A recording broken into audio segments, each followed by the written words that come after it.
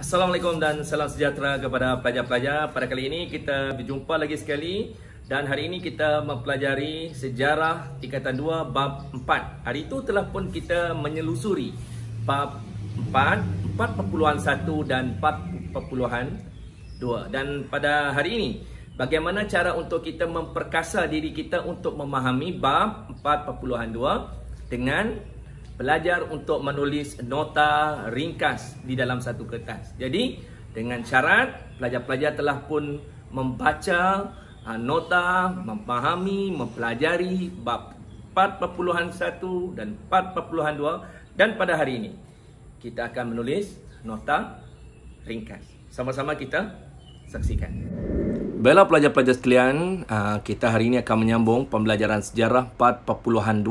Tapi hari ini kita akan lebih kepada penekanan kepada pelajar untuk cekap, mengingat dan seterusnya menulis nota ringkas tentang tajuk kita hari ini, keunikan warisan masyarakat alam Melayu. Jadi pelajar-pelajar sudah pun membaca. Jadi kita hari ini untuk menambahkan ilmu kita, jadi kita ada kemahiran untuk menulis nota ringkas. Jadi mudah untuk kita memahami tajuk pembelajaran kita. Hari ini kita belajar 4.2 keunikan warisan masyarakat kerajaan alam Melayu. Okey. Jadi kita nak lihat secara ringkas, dia terbahagi kepada beberapa. Yang pertama, sistem pemerintahan beraja. Yang kedua, kebijaksanaan pemerintah. Yang ketiga, kegiatan ekonomi. Keempat, perkembangan sosio-budaya.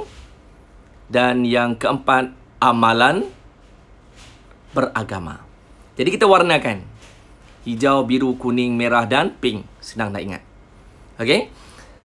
Sekarang kita lihat bagaimana kita nak memastikan pelajar menulis dalam satu kertas secara ringkas, mudah, berkesan untuk kita belajar, mengingat dan seterusnya menambahkan ilmu kita. Seronok kita belajar sejarah ini. Sebab belajar sejarah ini tak lain tak bukan kita rujuk, kita baca, kita ingat. Jadi hari ini kita akan mengulang kaji dan seterusnya memperkasa diri kita untuk memahami tajuk keunikan warisan masyarakat kerajaan alam Melayu. Okey, dia terbahagi kepada berapa tadi? Kepada 5. Jadi hari ini kita nak lihat dulu. Yang pertama ialah sistem pemerintahan beraja. Itu yang pertama. Okey, jadi sistem ini dia dikuasai oleh seorang raja yang menjadi tonggak utama dia. Akan dibantu oleh pembesar dan juga rakyat. Jadi pemilihan raja ni dia melalui keturunan, ada juga kerajaan melalui tentera dan juga daripada wanita. Kedudukan raja ada yang menganggap sebagai dewa, tapi dalam Islam dianggap sebagai khalifah. Jadi ada beberapa gelaran lah dekat situ. Okey, raja, maharaja dan sultan. Itu yang pertama. Okey.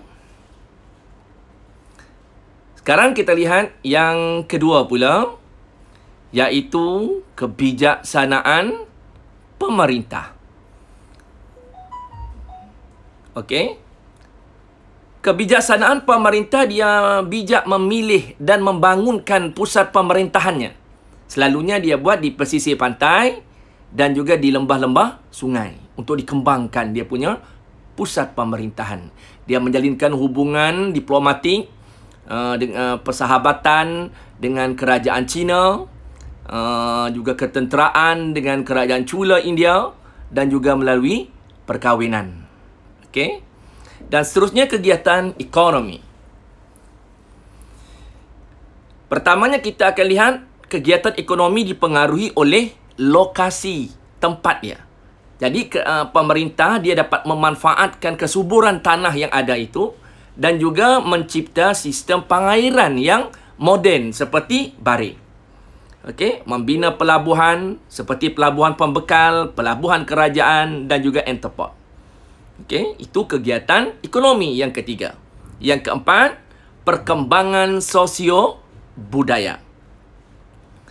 Kita lihat sistem tulisannya dan juga perkembangan bahasanya dari sudut persuratan dan juga dari segi seni bena. Itu perkembangan sosio-budaya. Dan terakhir, amalan beragama. Jadi, sifat-sifat yang diamalkan oleh pemerintah pada waktu itu ialah sifat terbuka. Sifat-sifat toleransi. Jadi, simbol penyatuan wujud pada waktu itu ialah kerjasama di antara raja dan rakyat dan juga institusi agamanya. Alright, sekarang ini kita warnakan. Senang untuk kita ingat hijau macam mana, biru bagaimana, kuning bagaimana, orange dan juga pink. Okey, pelajar-pelajar sekalian.